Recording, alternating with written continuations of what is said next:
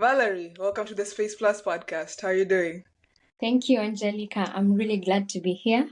And yeah, thank you for inviting me. Oh yeah, really excited to have you here today. I was thinking, now I've already told you of how I was thinking of like how, start this podcast out. And the first time I saw you was when you were talking about Manuel the comic book. And I was like, okay, I'm intrigued. It's still like saved in my TikTok, like one of my TikTok videos, those saved videos. And I was like, huh. Then I saw you once again. I was like, oh my God, yeah, I actually saw you once. I was like, let me Yeah, reach out to you. Yeah. cool. Yeah, Manuele, we're going to talk about that a little bit, right? Yeah. Yeah. So, Valerie, what's the definition of quality education? So I think quality education needs to reflect what is current in the society. So we cannot Mm. have a lot of people studying one specific thing, yet we do not need that in our current job market. So it needs to include, for example, right now, AI is all the rage, right? Everybody's looking at AI. So how about now making our education kind of reflect AI and, like working towards that sort of thing. Yeah. And then the technology aspect of things. So we need to have a situation where we are studying things that we will use in the job market. Because currently, whatever people are studying is not necessarily what is needed in the job market. So we have a situation where we have so many people without jobs. And the reason is because of our syllabus. We are catering to the 90s, the 80s. Those jobs, the geology, that kind of stuff, like the different kind of stuff that was needed in the 80s and 90s, is not what we need right now. We need to move past that. Yeah. Mm. Yeah. Yeah, you've talked about now like catering to the current job market, and I'm wondering like because you've Mm. talked about AI and technology, what does the job market look like? Like what are the courses that people should take, for example, in uni? Like apart from us, like, maybe shifting the trajectory to like AI and fitting more technological aspect in like the education curriculum. What is in the job market right now? Okay. First of all, we need to include the creative economy because we're talking about creative economy, but nothing is happening in academia. We are Mm. saying creative economy is going to be worth billions in 2027, yet we do not have a course that caters to that. Why? Mm-hmm. Yeah, like right now, someone should be able to get into uni and study to be a content creator. Who's going to Ooh, teach everybody yeah. how to set up the camera, how to do all these things, how to edit, how to run your business as a content creator? If you feel like this is viable, it's viable business, it looks good, why not put it in academia as well? So that we Mm-hmm. get to train more people. And I think it should be a trajectory that we should follow going forward. So if we're making advances in the job market, we need to reflect the same in academia. Yeah.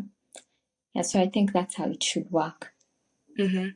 Yeah, the creative economy is quite interesting because I'm thinking of like TikTok videos, I'm thinking of like YouTube, I'm thinking of like influencing in general. Is that what you're talking about, or is there another element of like the creative economy? That as a basis of the creative economy because that's what everyone is familiar with, like your content creation. And aside from that, um, also including the filmmaking aspect of things because it's becoming common for people to use YouTube as a distribution platform. I mean, look at there's a couple of Nigerian creators, Kenyan creators as well, Butita, and there's so many people who use YouTube to share their films. Yeah.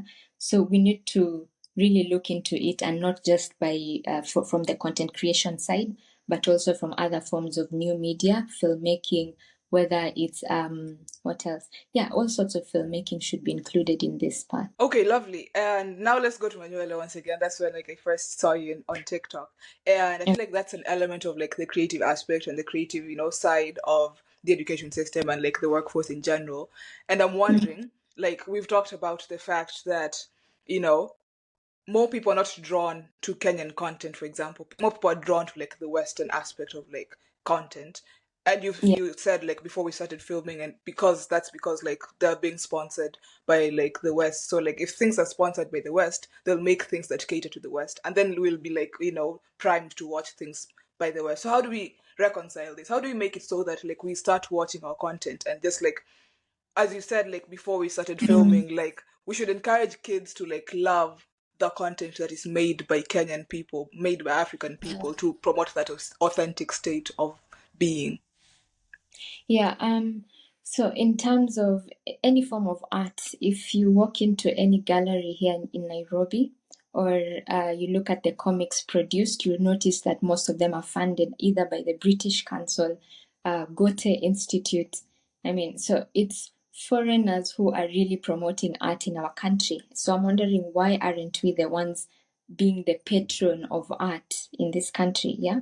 So and we can start this by first of all loving our culture. If we're gonna love, like I recently saw the USIU Cultural Week, and they had for Kenya, they showed up with nganya, the matatus, and people were complaining we're not seeing the culture, the traditional cultural aspect. But I feel like it's valid for people to recognize the nganya as our culture. It's the present culture. So them showing up with nganya doesn't mean they're erasing the traditional aspect. All they could have done, what they could have done better was dress in, include some ancient cultural aspects. The Maasai beaded collars, that kind of stuff. Yeah. So we have to start by first of all appreciating our culture, whether it's the present culture, whether it's our culture from the 1500s. We need to love this stuff. We need to make sure that these are things that kids as young as 6 years old are aware of. These are the stories they're reading. Because I mean, when I was 6, I was reading about Cinderella. I was reading about is it Tangled or Rapunzel? Yeah, so that's the stuff I was reading about. Why not? Like, I would have loved to see an African princess, like that kind of stuff. So if you're gonna produce children's, if you're going to write children's books or children's movies in Kenya, let's also include our own culture here, because it starts from where growing up. Because let's say as a child you keep seeing people with straight hair, so you're seeing the star of the Disney movie is a princess with straight blonde hair. Wouldn't you also want to do that when you grow up? So we kind of forget that we also have Afro princesses, princesses with different type of hair. So yeah, we need to start from when the kids are young. We need to start from back, and so, because once we do that, people will grow accustomed to it. Now we will see, this is our art, this is what we love, and yeah, this is what we'll keep producing. So at the end of the day, if someone wants to write a comic book, they'll automatically be inclined to set up something that looks African, is authentic to us. Yeah. Mm. Yeah, you talked about the aspect of hair, and much as Mm. like we've talked about how like we're primed to, we should like start the thing when kids are young, say 5 years old, 3 years old. I'm wondering about the high school aspect because you also talked about it in one of your videos, and you said Mm. how like people are still straightening their hair in high school, people are still being suspended, and then they shave their hair, like the way like we disparage our hair. And yeah, I was wondering because like back in high school in my time, um, Mm. it was like the norm to straighten our hair, and like Yeah. you could be praised if you have like almost westernish hair. If your hair is proximal to the west, like it's almost silky, it's not like 4C, someone would be like, oh my Mhm. god, your hair is so nice. But if your hair is 4C, someone would be like, no, you're not just doing it. Yeah, so Yeah. like I'm wondering if also the high school system should change. Should we embrace like more of our hair in high school? Because like why are we straightening our hair in high school? We need to do that. We need to embrace it. But so one thing that you'll hear people talking about, they'll say African hair is not easily manageable. That's an excuse. I feel like it's an excuse. There's a lot of very nice products that you can use to detangle your hair every day. Like, I think there's this South African brand, Afrocurl. Yeah, so I keep seeing the lady behind the brand really, pushing it, talking about it on TikTok. Like, she has a very large following. So I keep people. We need to come up with such products that aid our own hair, things that will make us find it easy to detangle. And it's not a must like people detangle every day. Like, I mean, you can stay with your afro for the whole week and then you'll detangle during the weekend, right? Yeah, so we first of all need to get past that obstacle of um it's hard to manage. Once we are past that, now people can embrace other hairstyles. I mean, if you want to braid, if you want to do your bantu knots, these are things that should be celebrated. Like, you're in school uniform, yes, but up here you've got your African crown ready. I mean, you enter class, you do your stuff, you've got your crown ready. Yeah, so yeah, the bottom line is we just need to first of all get past that obstacle. African hair is not hard to manage. We just need to make our own products that will be easy to work around. Yeah. Yeah, and could you please walk us through the thing you talked about in your video on like how we've disparaged our hair because of the legacy of colonialism? Yeah, so the thing with African hair, first of all, is we have quite a variety of hairstyles from back in the day, from the 1800s. I mean, from back in antiquity, like, hair first of all symbolized the community you came from. It was kind of an identification symbol. So for example, even right now when I'm doing my research, whenever I see certain hairstyles in pictures, in old pictures, I can tell where this person comes from just based on the hairstyle, based on the jewelry they're wearing, that kind of thing. So it was used for identification purposes. And then when you get into that community, hair now, the symbolism goes further. So you can see maybe the royal family has a different hairstyle.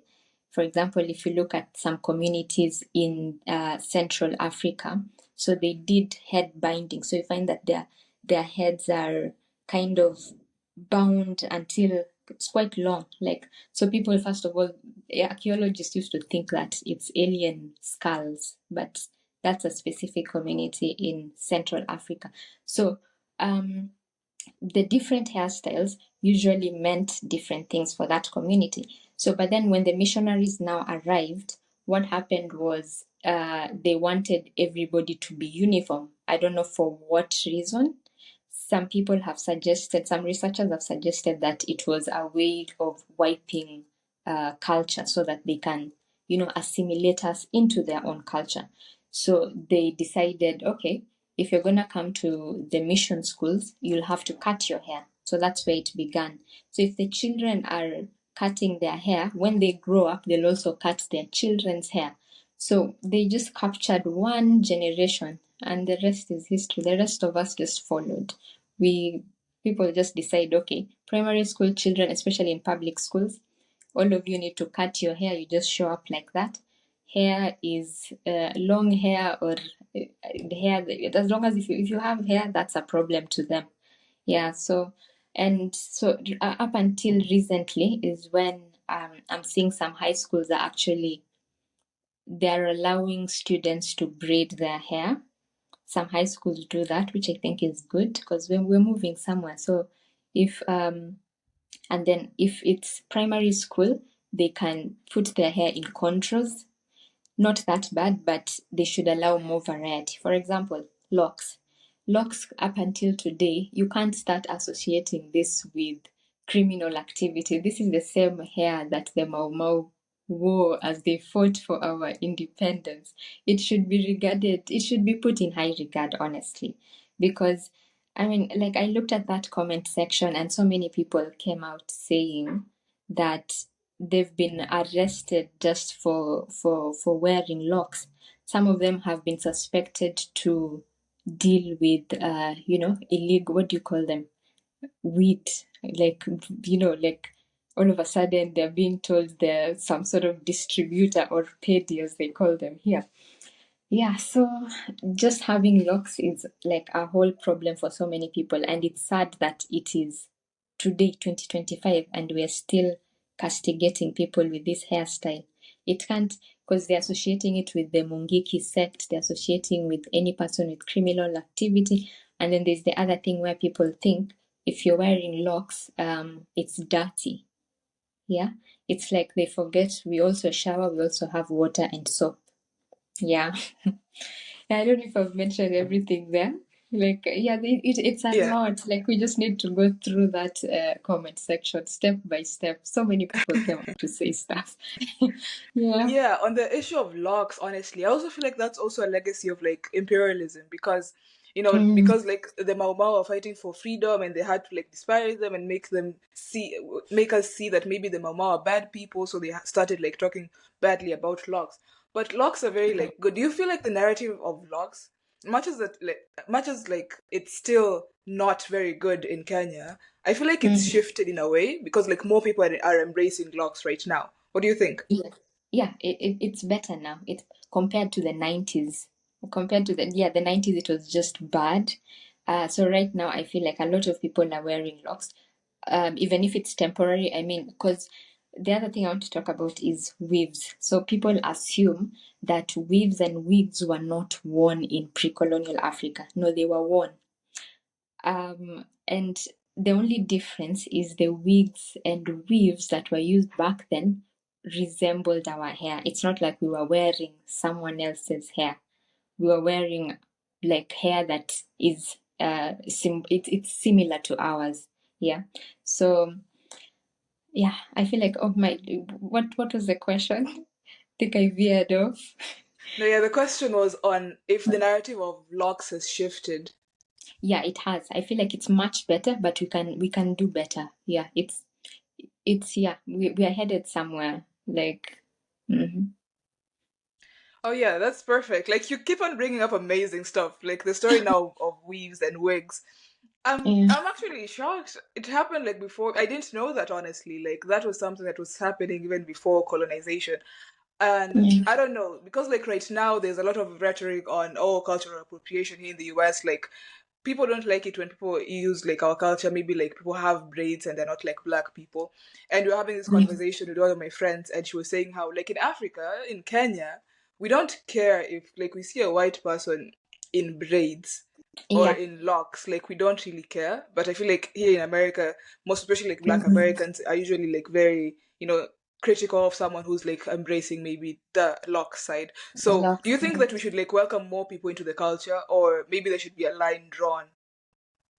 Um, First of all, the narrative behind the cultural appropriation thing, I think it's valid. Before I put my points forward, I think it's valid. But if we are not the ones wearing these locks, wearing these braids, why then do we get defensive when you see someone else wearing it? Because at that, the people who are getting defensive are the people wearing Brazilian human hair wigs, or yeah. So the people, most of the people getting defensive are wearing someone else's hair.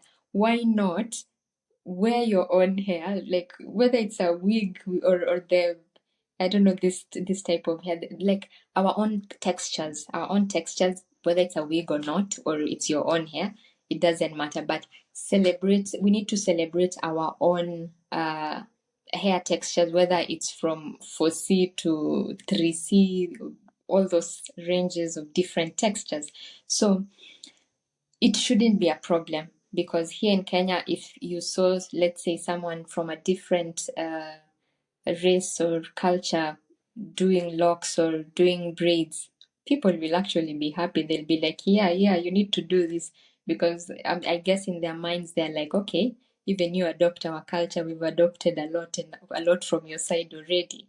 Yeah, so it shouldn't be a problem that someone else is wearing our own hairstyles because we need to start wearing it. Yeah, and going back to the issue on embracing our authentic self, like making children know like Africanness, the beauty of being African. um Mm. I had this conversation with one of the people I invited in my podcast, and she talked about like the household level and how like this conversation should start in the household level, because I feel like many a time, like when you're at home, you're already primed with the ideas of, oh wait, maybe the West and like everything that is Western is better than African. So I want us like to break it down and maybe create this, like, I don't know, not really create, but just make recommendations on what should change and what should be embraced more in the household level.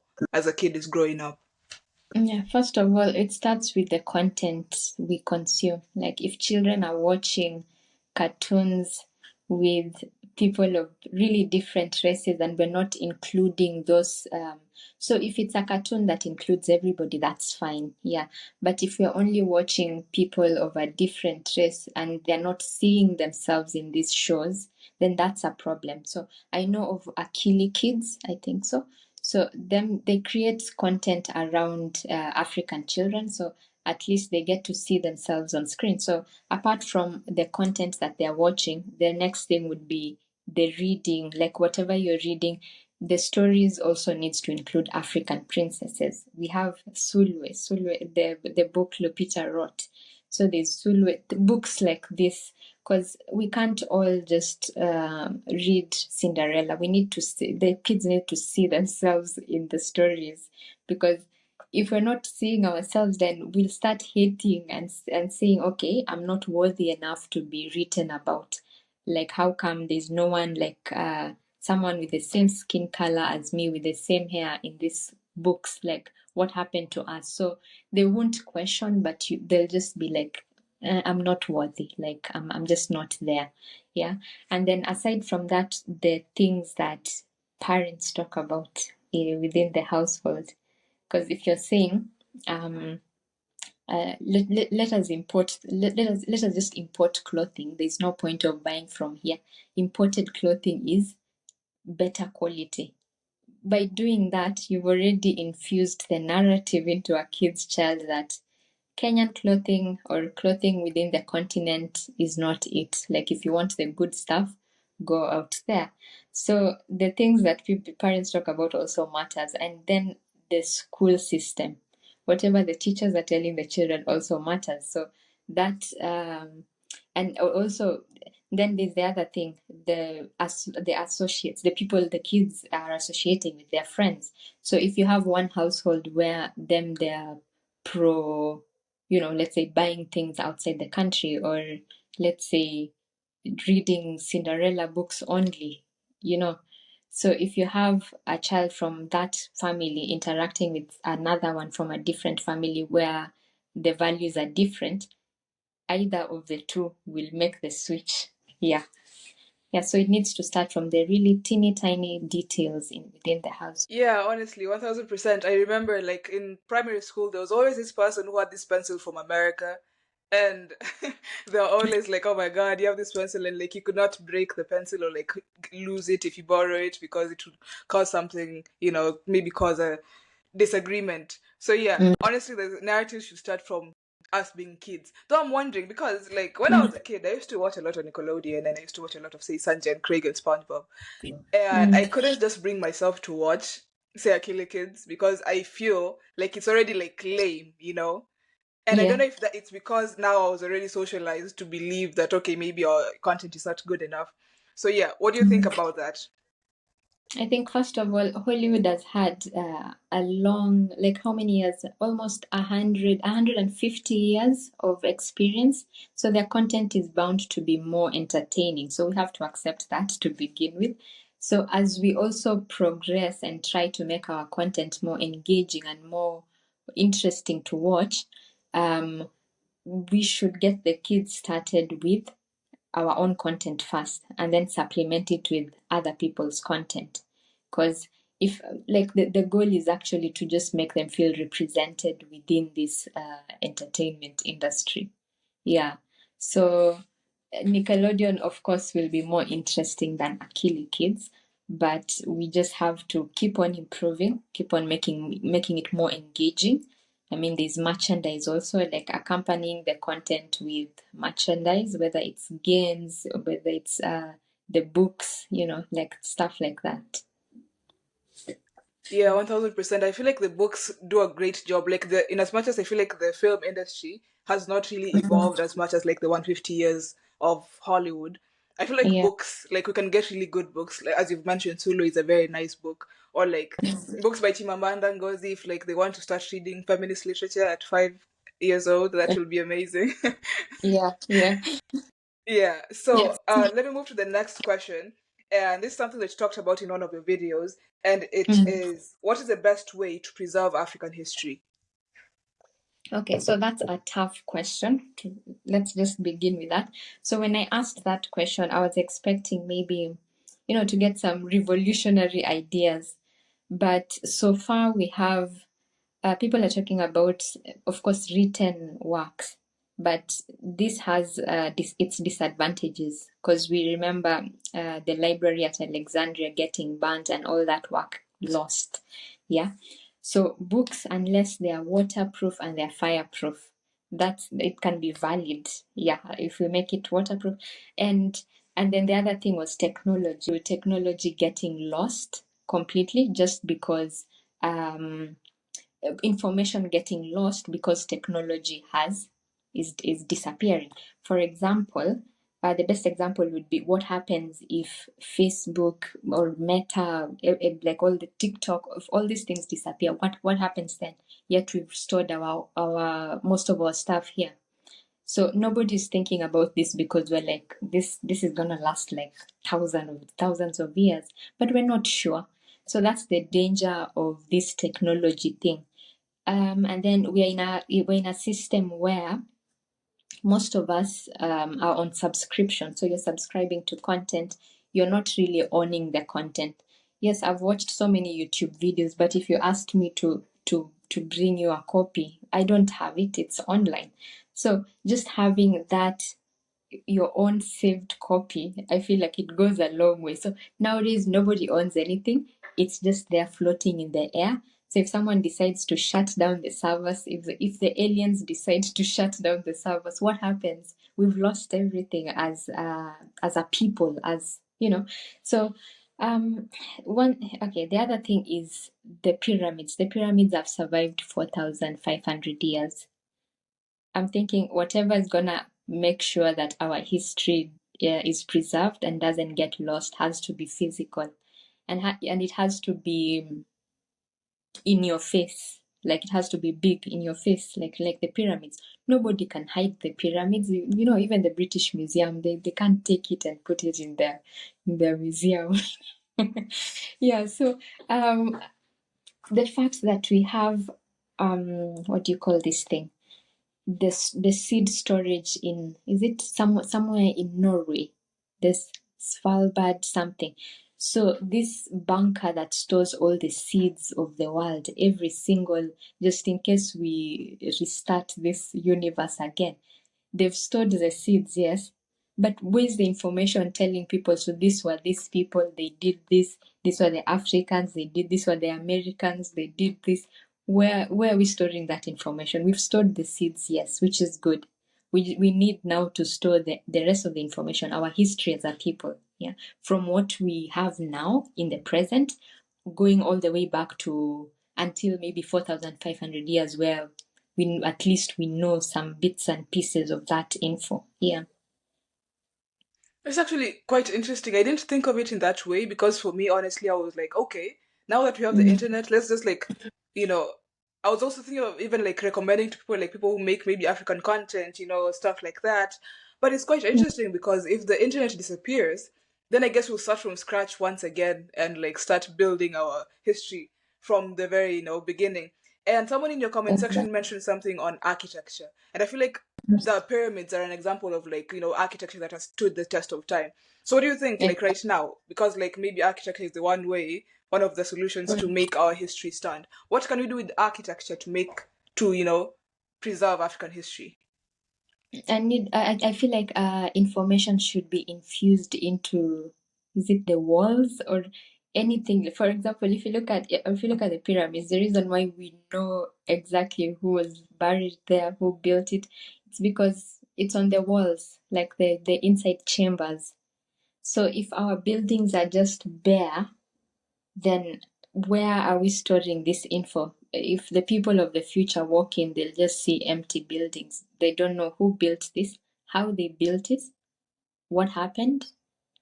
Yeah, like, so we need to include, I don't know if it's viable, or I don't know if anybody has maybe somebody's working on it, on how to make sure that our info remains embedded, because we're trusting technology too much. Everybody's trusting technology, and that's why we're not thinking about the what ifs. What if it disappears? Yeah, and I'm wondering like what exactly should be preserved in the walls.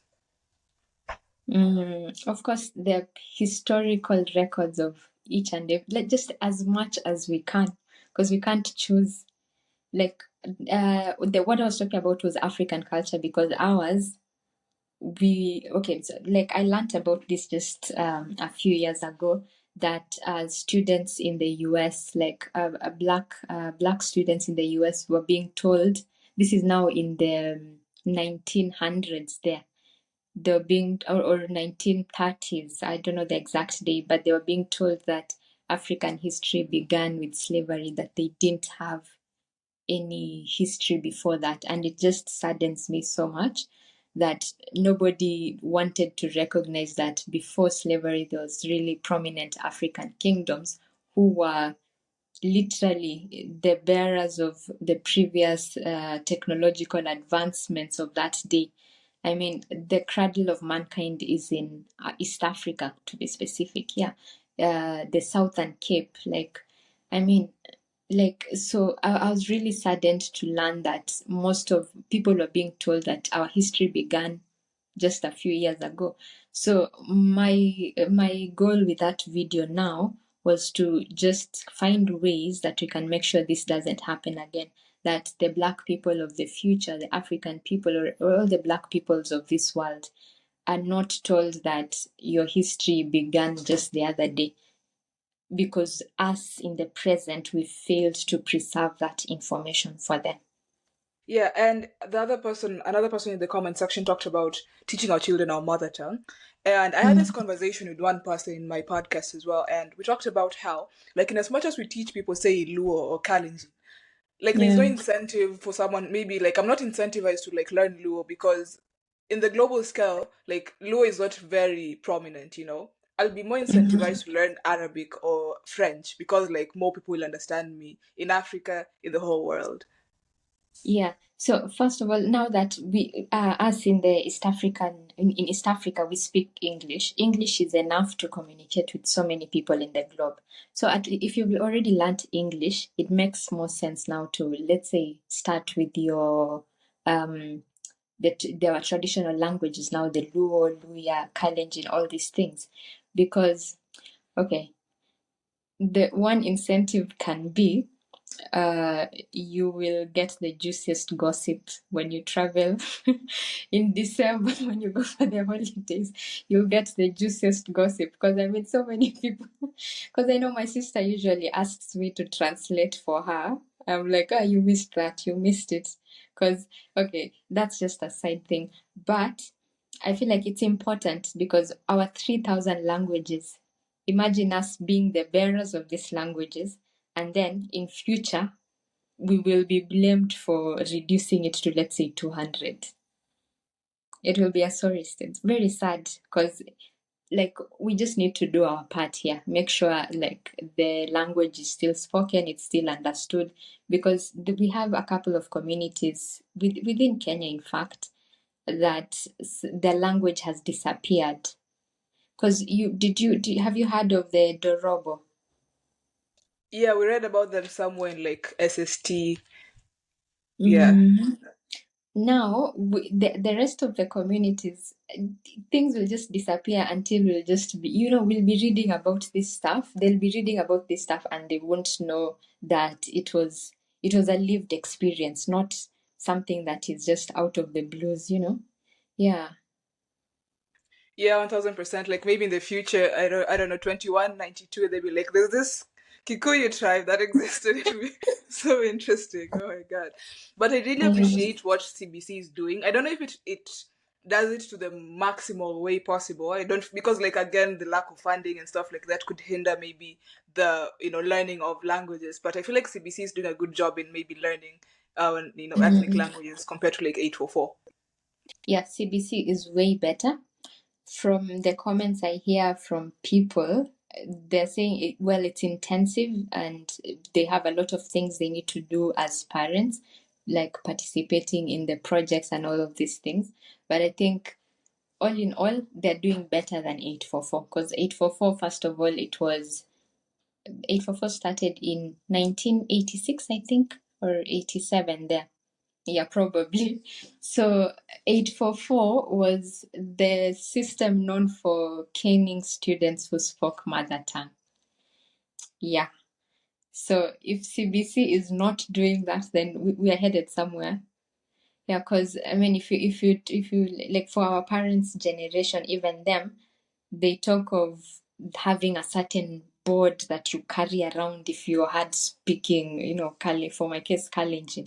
So if you accidentally speak, yeah, during, like, if you accidentally speak Kalenjin during class or whether you're playing, you're gonna have to be carrying that board. And then the last person with it at the end of the day, I think they're supposed to be punished or something. I'm not so sure who gets punished, but that's just telling children that your language is not worth it, like leave it aside.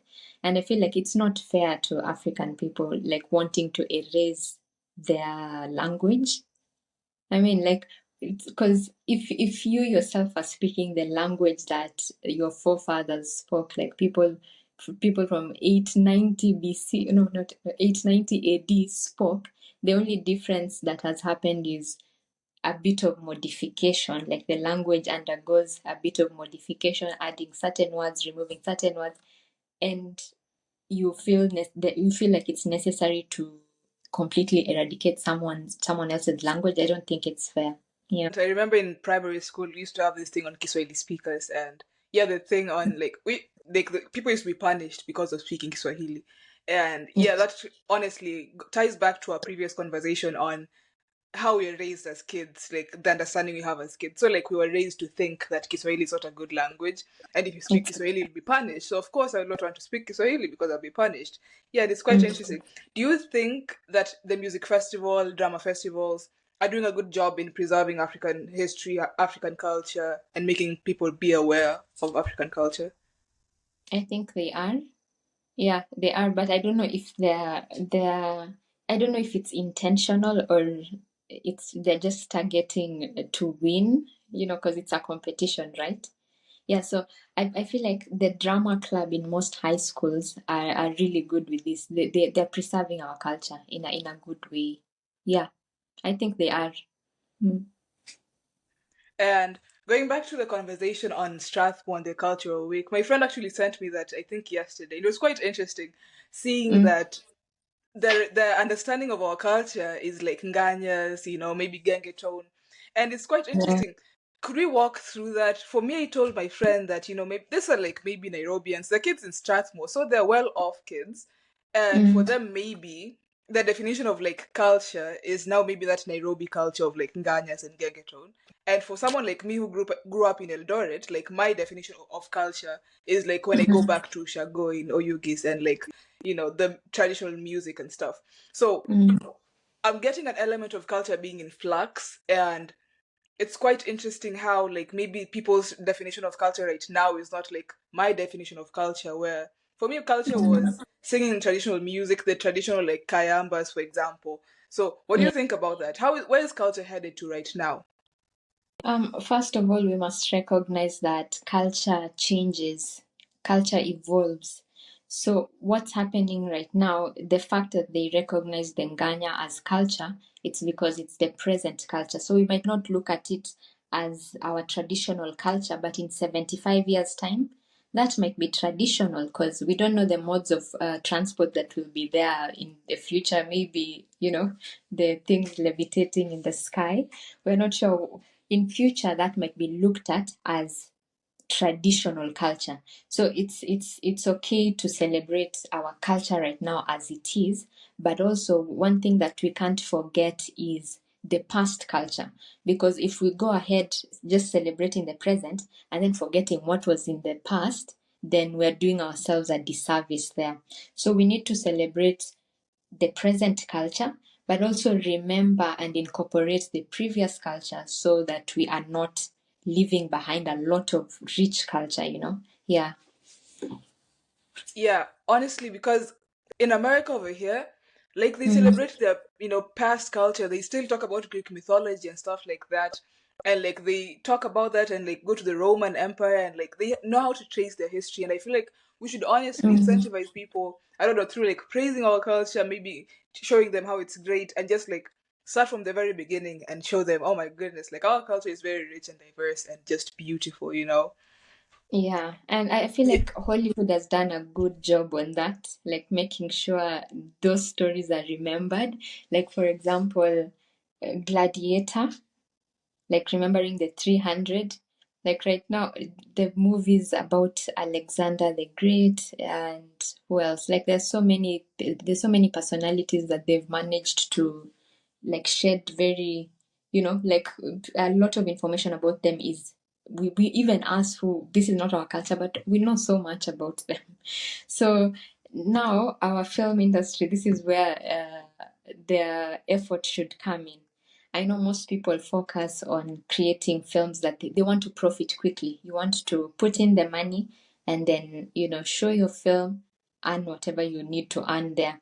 But we also have to think about like our culture and our stories, because there's so many stories about even the minute details of each community. Like we have our own mythology, very, very rich stories in there, but nobody bothers with them, nobody touches them.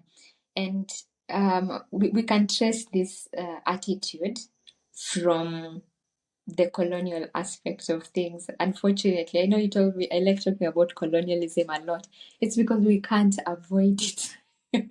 So I feel like we're still living in the systems that colonization created. Yeah, we're still living in it. It's very much alive. I don't feel like colonization really ended. It just changed tactics.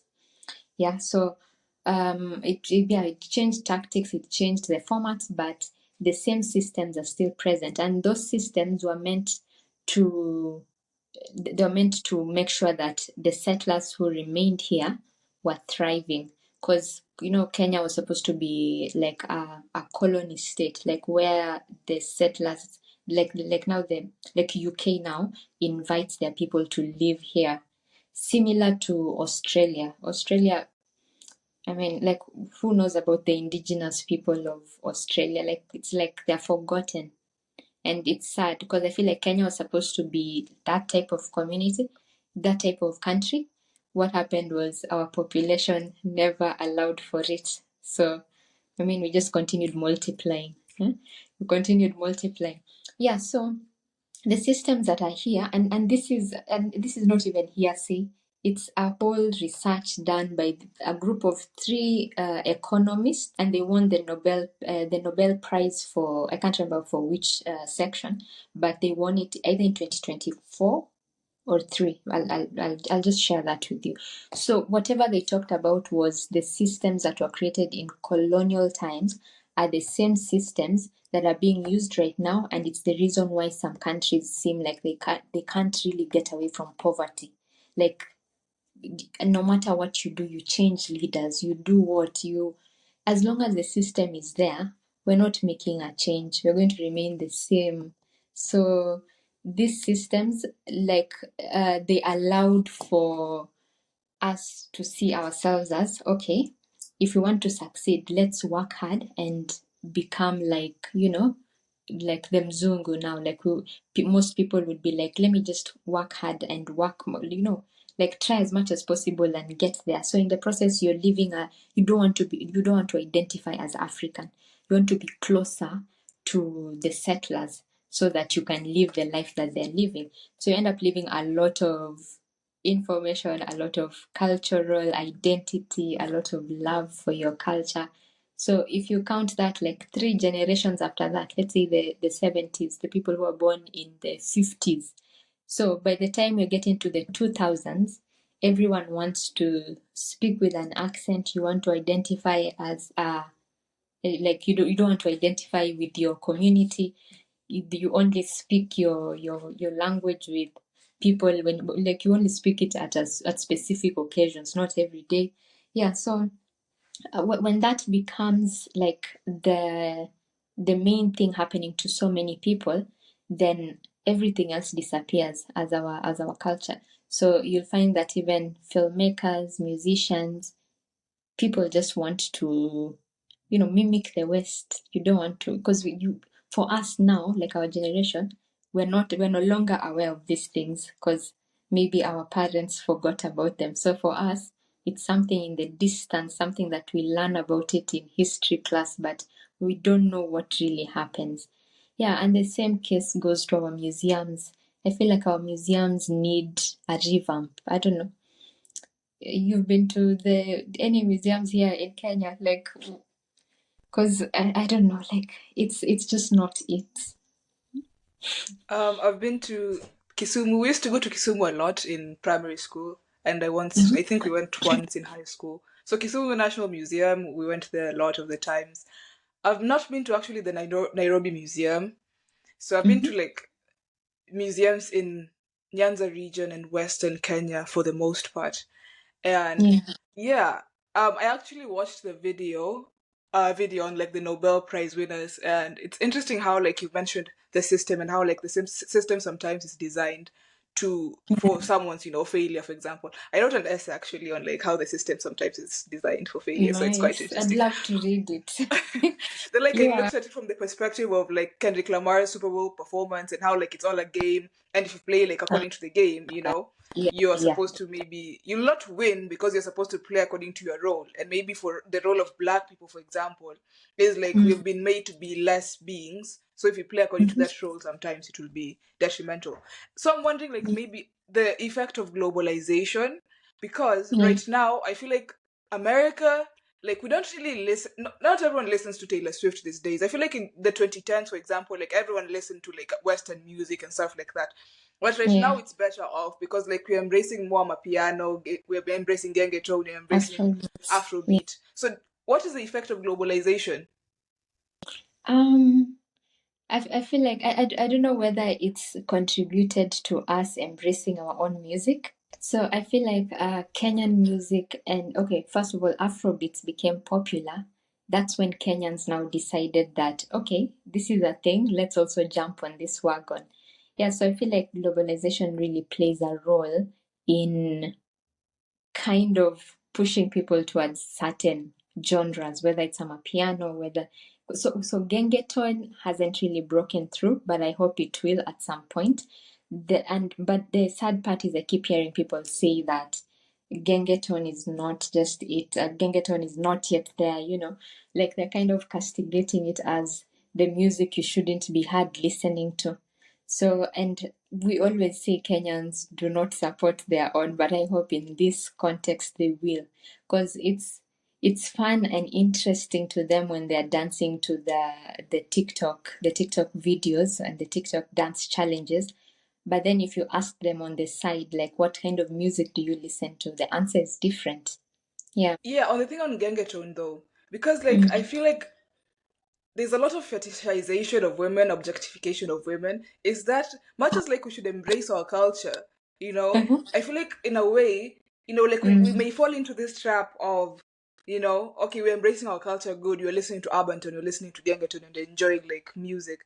But again, there's this now thing of like objectification of women, and we may socialize girls and ladies to Mm. think that's like the norm and of how they should be treated. There are certain themes within both amapiano, um, uh, like music from different countries, whether it's the European countries or the US or even Afrobeats. There are themes that do kind of fetishize women, right? So it's not really new to them. They're just copying because I'm thinking maybe they think that's the thing. So let's do it also.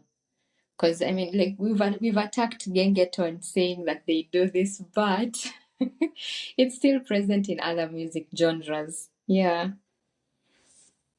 Okay, cool. Yeah, that's totally true. I feel like maybe approaching music, I guess, in a critical mindset.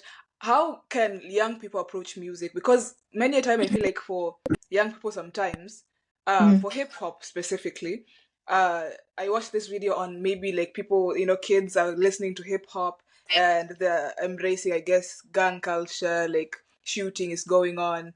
And Mm. like for me, I'm a grown up. I would like listen to Gengetone. I would not like, oh my god, fetishization, hey, yay, So like, is there a way in which we cannot fetishize women? Because Honestly, like, that's not a good thing for women to like grow up listening to.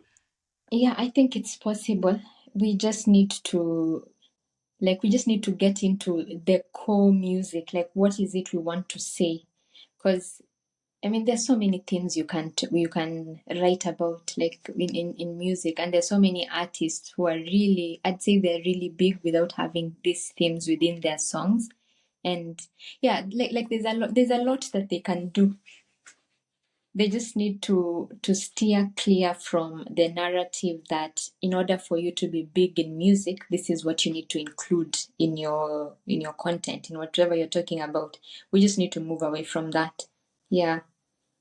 Yeah, in order for you to be big in music, you should maybe include some aspects. I feel like that trade-off is usually present in a lot of things. We've talked about how in films, like Mhm. maybe people want to make profit, so they make maybe something that's not the best quality, the best thought out content because they want to make profit. Because of that trade-off, in order for me to make money, I should maybe Mhm. like do something fast and not make the best quality. And I feel like the trade-off happens a lot. Again, we talked Mhm. about the language thing. In order for me maybe to be successful, I need to maybe learn other European languages or Arabic to be Mhm. successful. And I feel like that trade-off happens a lot in the African context, in the Kenyan context. How do we reconcile that?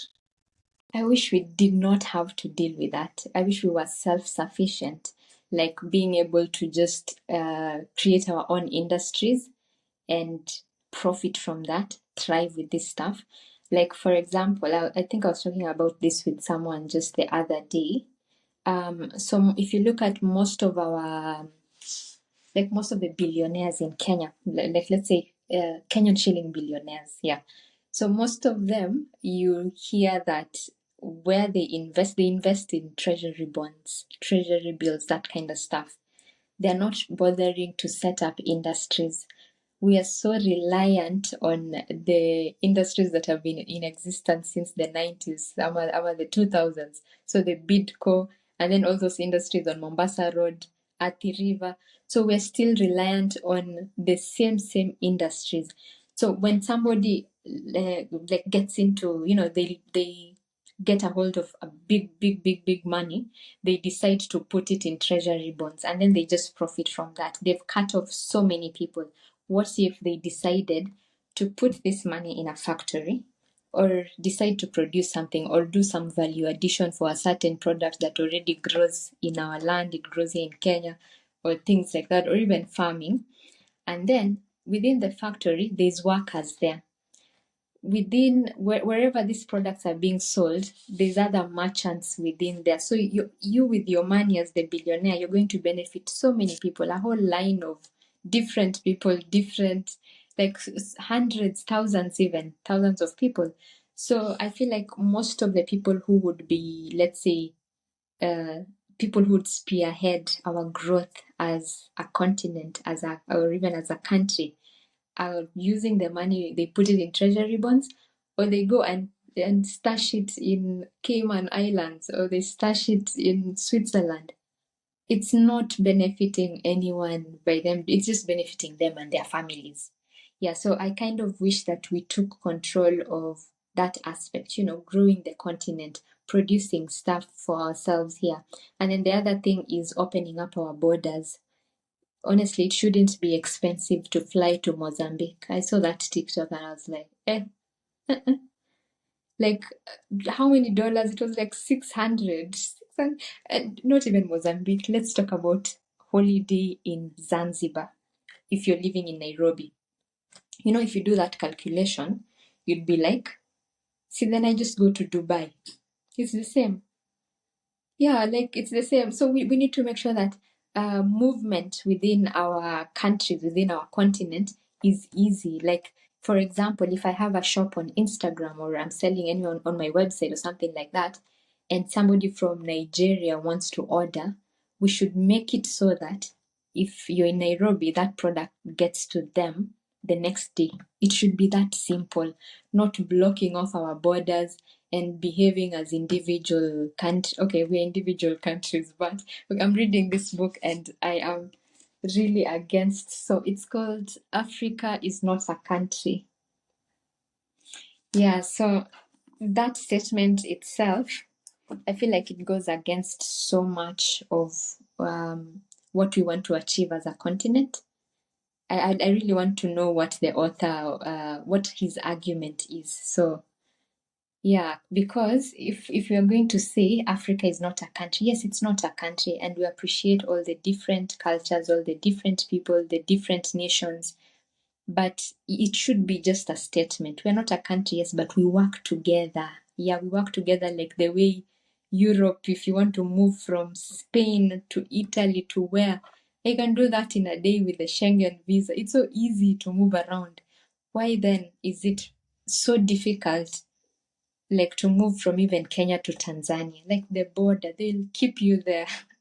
Yeah, so I feel like we need to get past a few things for us to really achieve that growth as a continent. Yeah, honestly, and in the spirit of Ubuntu, I mean, Africans, by our definition, we're very communal people. So like, we need to have that interconnectedness as a continent. We've talked about the macro scale, like the thing on borders or like how the institutions work. I'm wondering about the micro scale of things. How can an individual right now in Africa, in Kenya, make it so that they proliferate maybe through their desired like field? If someone is into content creation right now, how can they Yeah. make it so that they succeed in that? What are the micro elements that someone can do to succeed or like just push themselves to be a better version of themselves? No, it has to be collaboration. We need to work together more. I feel like we're always in competition. For example, for content creators, um, so many people are hiding how much they are earning. So you find that the newbies in the industry, for example, myself, I don't know how much to charge. Like, for example, if a client asks me, um, we have this campaign and it's for, are you working with this brand so that things don't interfere? I'm like, no. But then when we get to where, how much I need to charge, I really do not have a clear figure. And then, okay, I haven't asked anybody yet, but from what I am hearing, people usually don't actually tell you, or they will tell you, they'll give you wrong information.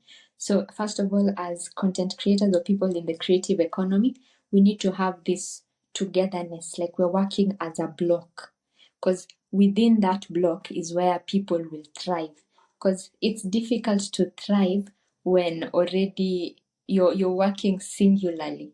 That's where you can be taken advantage of very, very easily. Like the thing that happened the other day. What was the Denso School of Influence? People were talking about it, and they said that they kind of felt like their their skill set, their worth in the industry was being used to profit the brands that they were working with within that day, but they didn't earn anything. So I feel like if people spoke about, let's say you're already in a group, or you're in a collective, you're together, you're moving together as creative people, someone would have posted, are you guys going for that thing? Should we go? Like, how should we should we charge something because they're benefiting in this way? So you'll have space, like a very safe space to just talk about these things and decide, okay, let's go, but these are our terms. Yeah, let's go, but we're not signing any documents at the gate. Like send the documents early. So we're not working together as creatives. It seems like it's a competition, and the fact that we do not have this what you call them, like professional organizations, or if they're there, they're not that active, or someone ate the money and disappeared. It's usually like that. So like they're non-existent, so there's nobody to speak on behalf of us as content creators, or someone to just, a group of people who can spearhead the industry and say, these are our terms as the creatives, this is how we want to work, these are our rates. So there's nobody like sneaking in a few thousands and saying, just to do it, like we fanya tu, like fanya hii kazi tu, lipwe pesa kidogo. Yeah, so tying into the collaboration aspect of things, so you'll find that, let's say, as a creator, you decide not to work with a certain brand because they're not meeting the financial obligations, right? Like if you've asked for something, they're not meeting that, you will find someone else who does even better quality, agreeing to that contract, yet it's really meager earnings, the type of earnings that won't make you thrive as a creator. They'll just push you back. Yeah. So collaboration is key here. Like we need to work together as a team and as a collective to protect our own rights, to protect the like just form a movement that will make sure creatives really benefit from their talents, because it's not easy. It's not that the talent just landed on their laps. They grew these talents. They've been making progress year by year, slowly by slowly. Yeah. Yeah, I feel like, the collaboration aspect ties to the issue on making people aware of content creation and like how content creation works. Just having this maybe content creation institution that will walk someone Mhm. through like the process of content creation, maybe the rights, the wages that they should be paid. Mm. Yeah. Yeah. Sorry, what was the question? I think I No, just yeah, like I'm just like touching on, just tying things together because yeah. like in the beginning of the episode we talked about how like it's necessary for someone who's getting into content creation to know that this is what Yeah. they're walking into. I feel like it's a mystery and you like figure it out as you run because like there's not an established institution. As you've said, like we don't have any, maybe is it called a circle? For example, Yeah. like the lecturers have a very good circle that they usually strike all the time. TSC, for Teachers Service Commission, they have this good, institution that fights for their rights. But for content creators, they don't have like a good institution that talks about their rights, that educates that content creator on what they should do. Yeah, Yeah. I feel like these are the things that we should have. And they're is it collective bargaining something? I don't know what they're supposed to be called, but I feel like they're professional institutions or yeah. So you mentioned something important. You said circles, but then I tied that to the monetary side of things. And this is something I've thought about before, like having a collective fund. Like let's say as creators, we're paid in gigs, so it's not a monthly salary. You're paid per gig. So with each gig, we need to have like a percentage that we contribute towards the circle, such that we can access loans. Because let me tell you, as a creator, as a creative person, getting a loan from a bank, whether you've made how much the whole year as the business, it's very difficult because it's unpredictable, and banks are like, no, we can't give you that money even if you want to do scale what you need to do what. So it's difficult for creative people in the country to get funds from financial institutions. So I think one thing that we need to do is form our own financial institution. So you're talking about a circle, so that circle will be able to fund creators. And what can we use as what do you call it? Because there's the aspect of people not paying back. So how do we mitigate that measure? You mitigate it using like signed LPOs. Let's say you have a gig with a certain company. You've already signed the LPO. That if you've already signed What's it, an it means LPO, first of all? so it's an agreement between you and the company to provide services. So it's like the company has told you, you can provide the services. We are ready, and this is a very strong document because it means you'll get paid. Yeah, they will have to get like you can use it in court. Yeah, so if you already have the LPO, then it means this circle can give you funds to start preparing for whether it's a shoot, because sometimes the clients can delay with the money because they have their own bureaucracy to deal with on the other side. So these circles can give you the money. You start preparing for your shoot. When the money comes, it will just be paid back easily. Yeah, so we need that, whether it's a circle or something that we pull our funds together so that we grow ourselves as creators. Yeah, because the system is not on our side. Yeah. Okay, I want to talk about you said that I said that you talk about colonization, and the Mm-hmm. question I had was, the narratives that we've been taught in schools about, Yeah. say, Mau Mau, and I feel Mm-hmm. like we've been taught actually like good stuff about Mau Mau and the fight for independence. I actually realized I was talking to someone And like the narrative that is present in the UK right now about colonization is different from the narrative that we have. So for them, they think that they're superheroes, and stuff like that. And for us, we think that they are the villains in our story. And maybe even Okay. here in the US, like the world wars, the perspective is different because the world war perspective in the US is different from the one in Japan right now. So like I'm wondering, maybe like how can we make the perspective like more clear, more defined for us, because I feel like there's a lot of information that has not been said. For example, the story of women and fighting for independence, I feel like it was just touched on a little bit. There was a Yeah. student over here who's a Kenyan as well. She said that she learned about like women in fighting for independence when she got to uni, and like she took this class, and it was like a white person teaching her, and he didn't know the information so well, so like she had to correct him. So yeah, what is missing in what we're being taught about the fight for independence, our history? Yeah, so first of all, our education in our education system, we have just a few paragraphs, a few pages that touch on the fight for independence and the Mau Mau specifically. Yes, they talk about from the beginning, Koitalel Arab Samoei, Mekatilili Wamenza, all these people. They talk about them, and so I feel like we should increase those pages, give this information in detail. Yeah. And apart from talking about it in school, then the students can then go out there and fill in the gaps. Now create films from this, create content around this. Because the Mau Mau issue, um, like I feel like the real heroes were not really rewarded. The real heroes died in abject poverty, unfortunately. The people that rewarded themselves took over, like they were the puppets of the British government or the British colonial government. Yeah, so the real Mau Maus, led by Dedan Kimathi, I don't think they benefited at all. And we've seen some of them getting reparations just a few years ago. And so it's reparations, but they asked for their land. Mau Mau, first of all, was Kenya Land and Freedom Army. That was the name they chose. But then there was this trial, I think it was in 1947. So within this trial was of a Mau Mau sympathizer.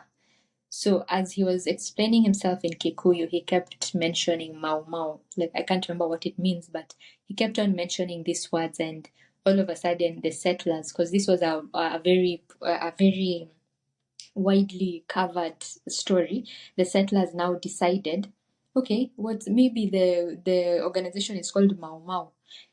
No, they actually knew that the organization is Kenya Land and Freedom Army, but to the global media, they decided to popularize Mau Mau.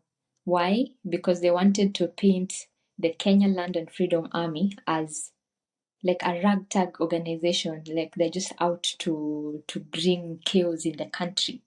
Yeah.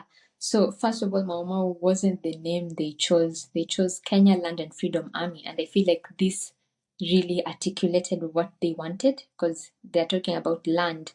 They've been misplaced. They've been displaced from their land, and then the freedom they want to govern themselves.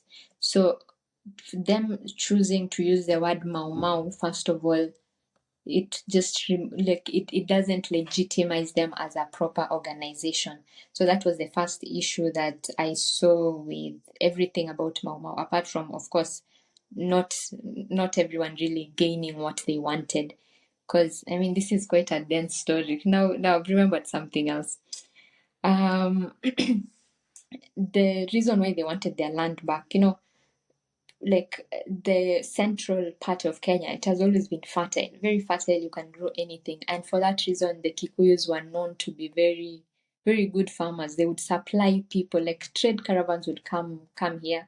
The Maasai's like traded with them. They needed the food. They trade with some cattle.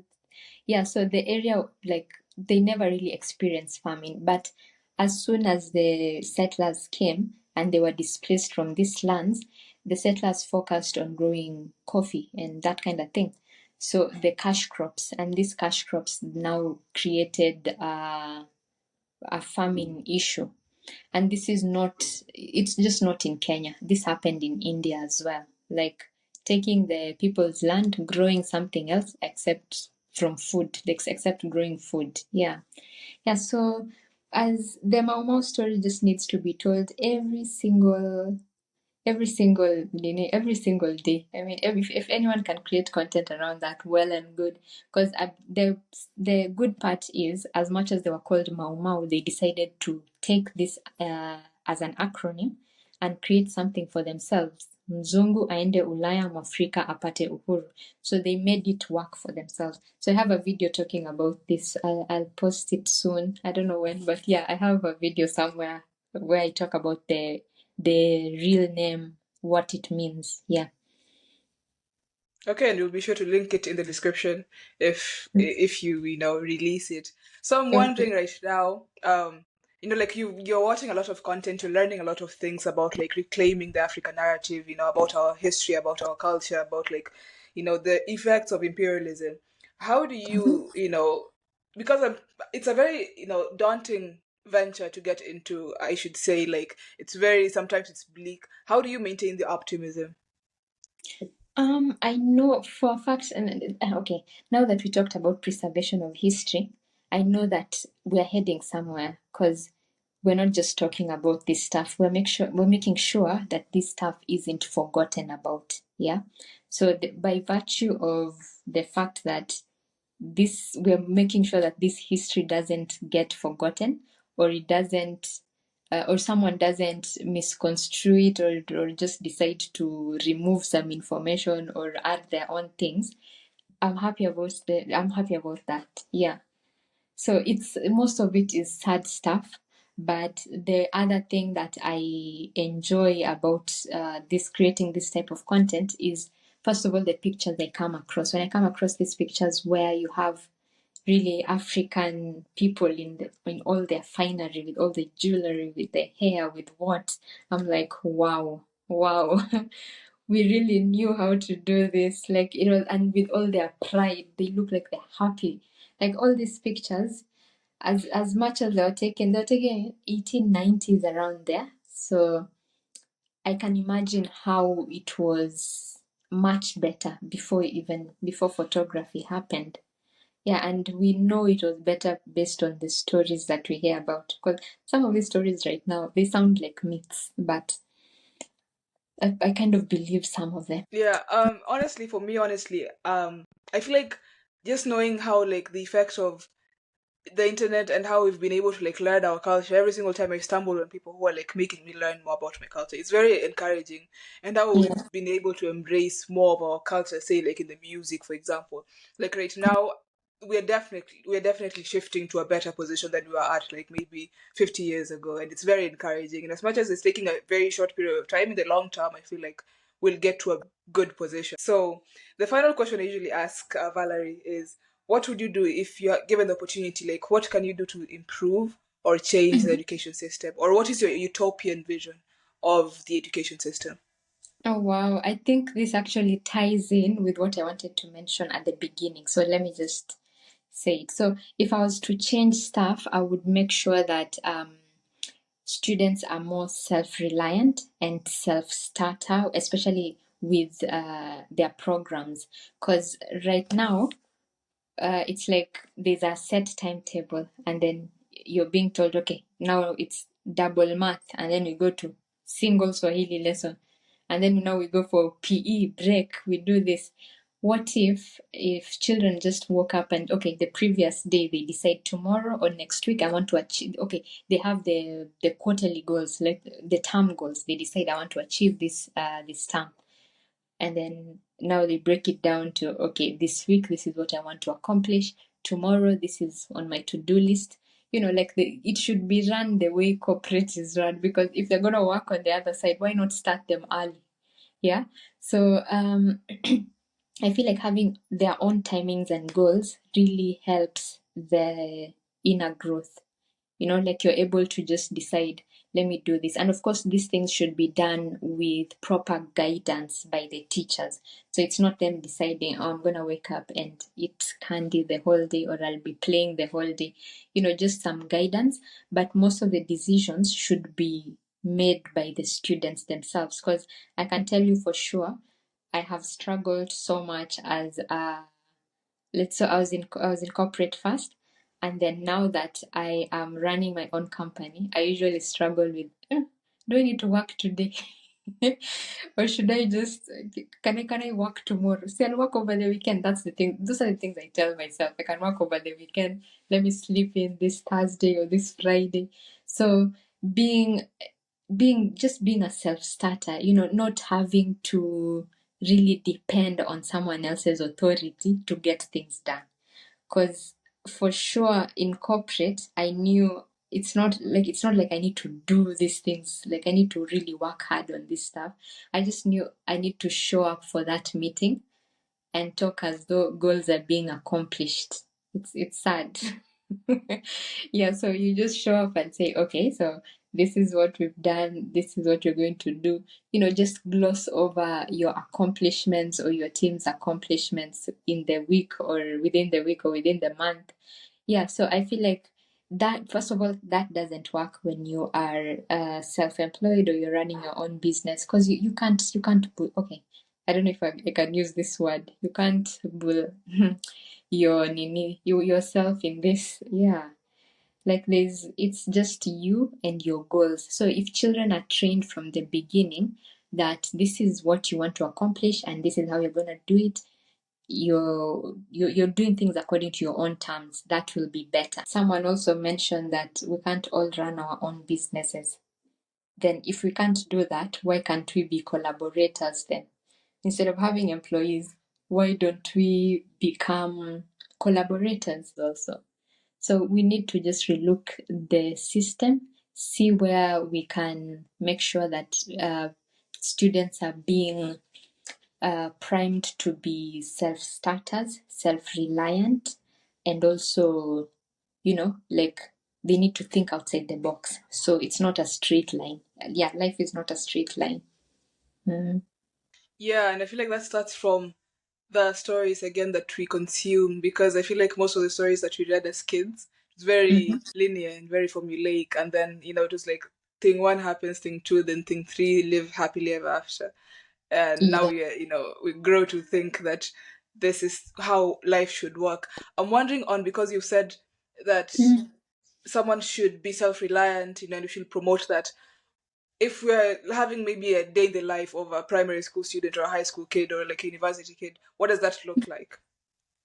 Okay, so first of all, everything should be organized in goals, and then term goals or semester goals. Then you have monthly goals and weekly goals, then daily goals. So from the moment they wake up, they know exactly what they need to do that day.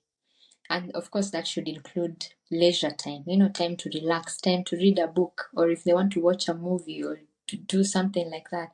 So it should be organized in that way. So let's say in the morning, first of all, waking up at uh, normal times. We don't want people waking up at 4 a.m. to go where? Because you know that story where Kenyans are taking kids to school at 5 a.m. Now, Okay, honestly, let me like, not judge. I don't know the so it didn't experience. work for me. We should not be in school. We should not wake up at. I used to struggle waking up before 5 a.m. I can attest to Yeah. that. So, yeah, no, 5 a.m. No. Yeah, exactly. Like wake up when the sun shows up, because I mean that's how we were created, right? So when the sun shows up, that's when you wake up. When the sun goes down, at least in Africa, when the sun goes down, it's time to wind down and be asleep within 3 hours of the sun going down. It should be like that. So waking up at six makes sense because at least we're seeing, some light coming out. By 7, maybe breakfast, after getting ready and all, and then 8 to maybe 10 is when they have, let's say, their first classes. Of course, this they've selected themselves that they want, this is what I want to do in the morning, or they've seen that in the morning I'm more attentive, I'm more productive, so let me do the tough things, the things that are usually tough for me. Yeah, so and then of course the break, even 30-minute break is enough, or an hour. And then now you get into another, it should be 2 hours maximum. Making people sit in one space for 3 hours, I feel like it's too much. Concentration just wears off towards the last hour. Like, yeah. So, and then of course you have lunch and all. And then um, after lunch, of course, a few lessons or a few classes there. And so this is maybe high school and primary school. And then at 4 or 3, yeah, 3 is when things should just, that's the last class. So 3 to 4, they should have maybe whether co-curricular activities, or is it extracurricular activity, one of the two. Yeah, so those activities, whether they want to play a sport or instruments or whatever. And then, yeah, then they start winding down by 5, not really bombarding students with information that they don't need. Because I feel like our system is usually it's designed to cover the what ifs. Like you want to absorb everything. Like I remember people in my high school choosing to do geography because they might choose to become pilots. Eh, yeah, so they did geography because there's a possibility they might want, or they're not even sure yet. Yeah. So, okay, certain things, I feel like we shouldn't do every single subject. We should start choosing early on and specialize. Yeah, because I know, like, I've carried so much biology and chemistry here, but I'm not using. Yeah, it's just living rent free. Yeah, so yeah, I feel like a normal day should be like that. But of course, when you get into campus, I feel like it should be a little bit different with um, more freedom to choose exactly how your program looks like. Of course, at the convenience of your lecturers and other students. Yeah. Yeah, so like having that self-starter attitude, or just knowing it's up to you to get things done. Because everybody's like, oh, let me finish uni. Here's my certificate. Now give me a job. And they just sit there. It's like everyone wants to, like I remember when we were applying for jobs, one of my friends, she was like, okay, I asked to see her CV, how it looks like, so even me I can start customizing mine. And so she didn't mention what exactly she was working towards. Like she only mentioned the course that she's done. Because back then I was actually a graphic designer, and me, I never really said that I studied a BA in design. I would write that in the education section, but my CV always had graphic designer, because that's the service I was coming to offer into your company. Like it didn't matter that I had a degree in this. I feel like most of our job search should involve the skills we're offering for the company. Even when I was in corporate and I was in a startup, and like if I was hiring and I'm looking for new talent into our team, I'd obviously look at, so which skills are they offering? Because if you just tell me you did this BA, what do I know? Like what else? What is within that BA that we can use in your organization? Yeah, but we'll talk about it another day. My journey in this creative corporate side of things is a long one. Yeah, I'm happy to come in another day. Okay, lovely. Yeah, 1000%. I will definitely have you in a lot of episodes because there's a lot to unpack. I feel like we've touched on a lot of things in this one episode. And there's definitely a lot of homework that now we should do now that we've had this. There's a lot of things that we should just like follow up on, like African history, African culture, the corporate Mm. section, how it works, just how to market yourself. And yeah, I'm really grateful to have you on this episode. Thank you for Thank coming. you for inviting me, Angelica. Yeah, looking forward to doing this again. All right, thank you so much.